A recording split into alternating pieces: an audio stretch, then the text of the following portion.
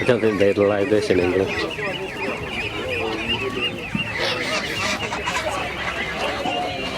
Like you can buy anything you want. Moi, je suis petite quand même.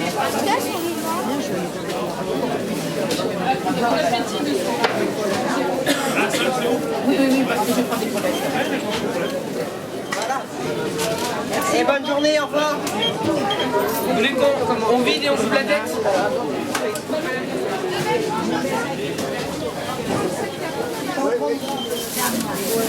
C'est tout? Vous les nettoyez avec ceci 41,57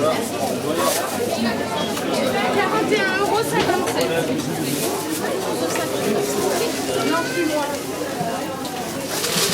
C'est de la fiche, si tu mets ta main dessus, tu pèses juste. Tu comprends? Ouais. La pointe, vous voyez qu'elle est percée. Ça, c'est comme ça.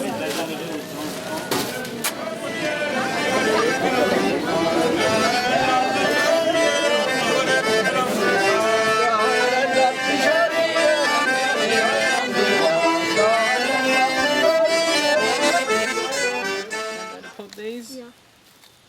These look yummy, don't they? Yeah. Alright, you gonna have a go? Yeah. These are what we bought at the market yesterday, weren't they?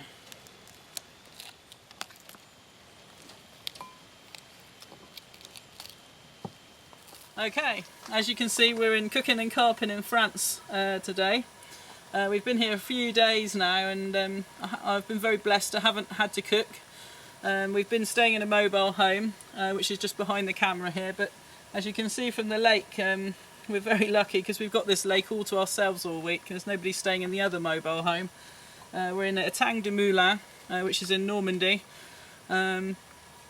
Yeah, this is the first time I've cooked, so it's been lovely having a break, but as ever, the craving for cooking comes back, so I need to sort myself out on that fix account. We've got the remote there while I'm fishing. I'm not going to stop fishing, so if it does go off, don't be surprised.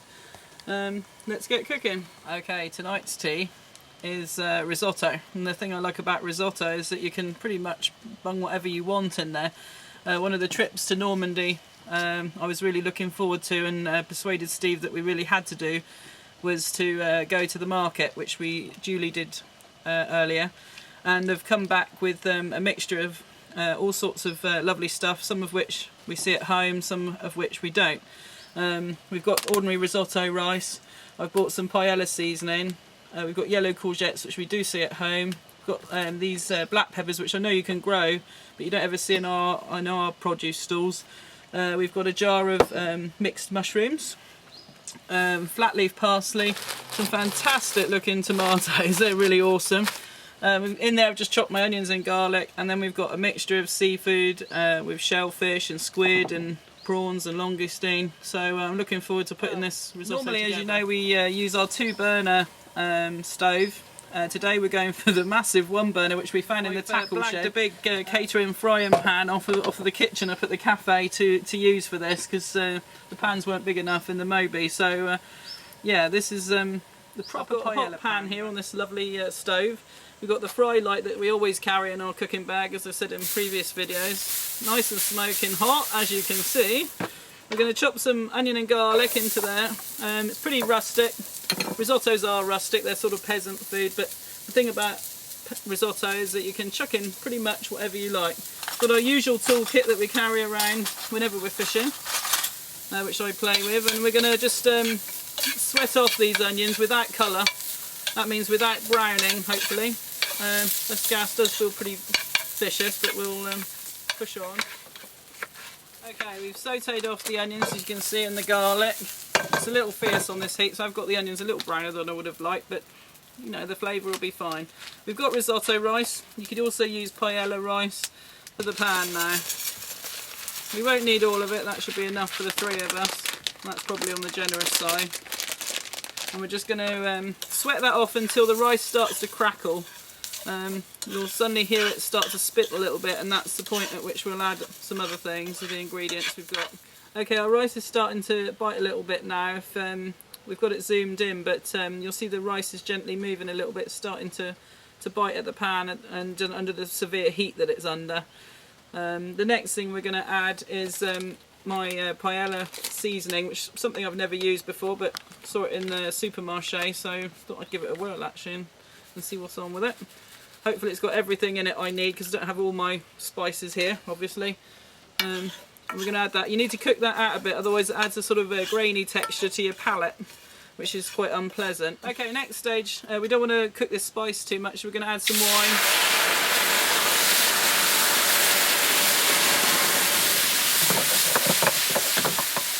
Suddenly the whole thing changes colour now. On a decent bottle of French Blanc that we bought in the supermarket, all the colours are coming out of that spice mix. The idea with risotto is that you keep reducing the liquid, so it's not a job where you can walk away and just leave it stewing, because that won't happen. Your pan will burn and all the liquid will reduce. You need to stay with it, keep it moving, and just keep adding liquid as it wants it. So when we've reduced that wine right down, then we'll add some stock or water in our case today, because I haven't obviously got any stock. The wine is all reduced, it's almost to a paste, as you can see.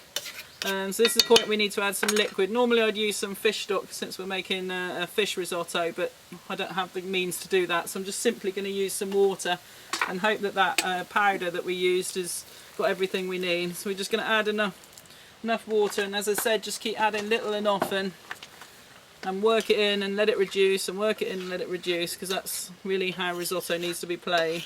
Otherwise you end up with a sloppy risotto, which is really unpleasant.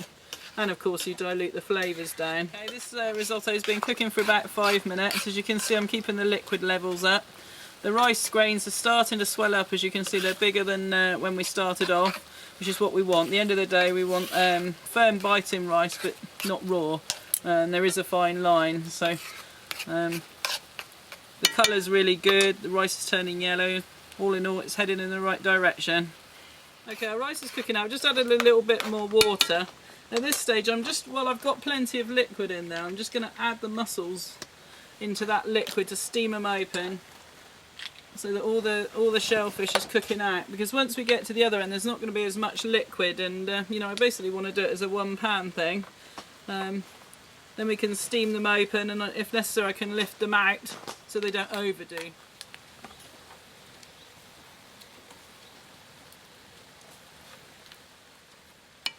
Right, as you can see, the shells of the mussels have opened up. It's probably not the classical practice to do this, but I just want to make sure they're steamed open. So I'm just going to set them aside on a bowl till the end, because we'll serve them scattered over the top at the end. Right, next we've got the black pepper that we bought at the market that I just fell in love with, and the yellow courgette, which I'm just going to chuck in. The rice is starting to swell up, so what we've got to try and do is time all the vegetables in. I bought these peas as petit pois, but they're kind of more marifat, so on account of the fact that they're going to take a little bit longer to cook than petit pois would, I'm going to put these in at this stage as well, because we don't really want them like bullets. This is when the whole risotto starts to glam up a bit and starts to look much more appealing. The next thing I'm going to add on is the mushrooms. I bought this jar of them in the supermarché yesterday. I've not used them before, but they looked a little intriguing. There's all sorts in there, about 4 or 5 different types of mushrooms. So we'll just drain off the brine. Perks of working outside. And then we're just going to chuck those in.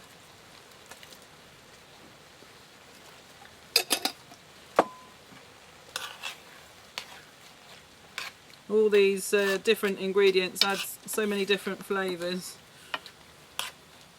Whole thing's starting to come together now. Everything happens at last minute with risotto or paella.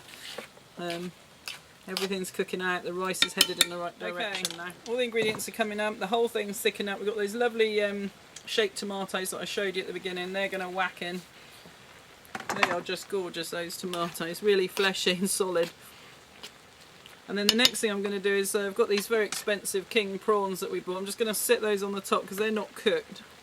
So we're going to steam those up a bit and just get them cooking. If necessary, we can pull them off again and put them back on at the end.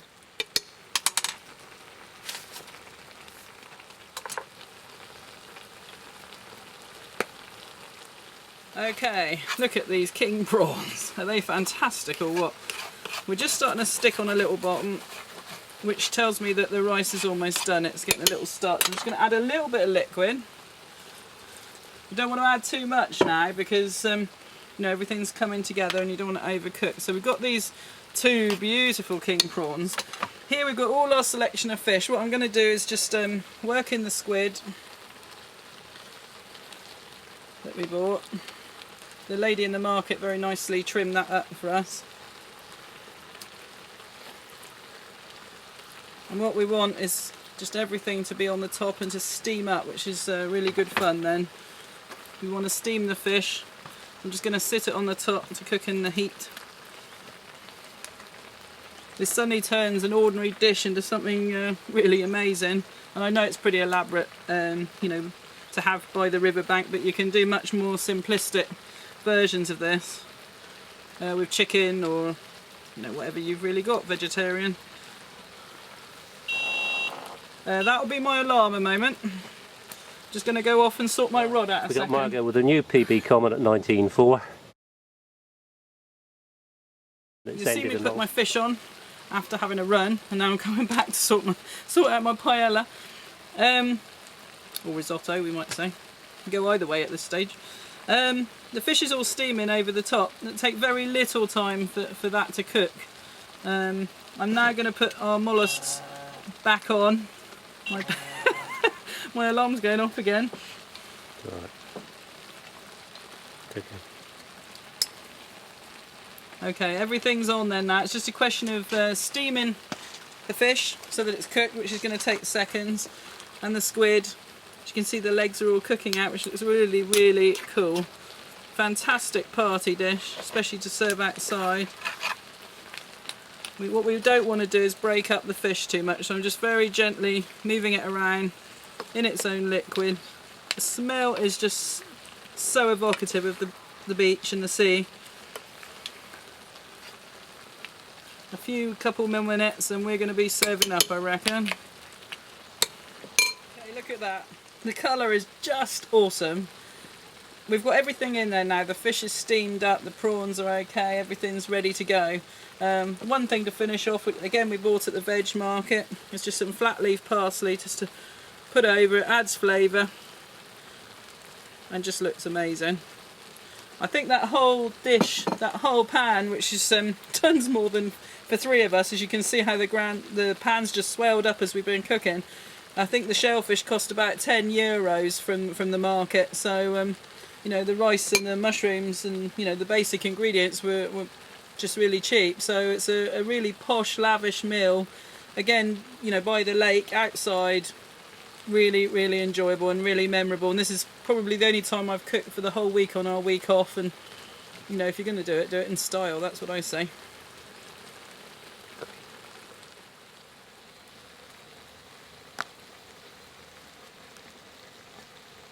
Okay, time for us to eat now. We can't wait to tuck into this because unfortunately for you, you can't smell it, but we can.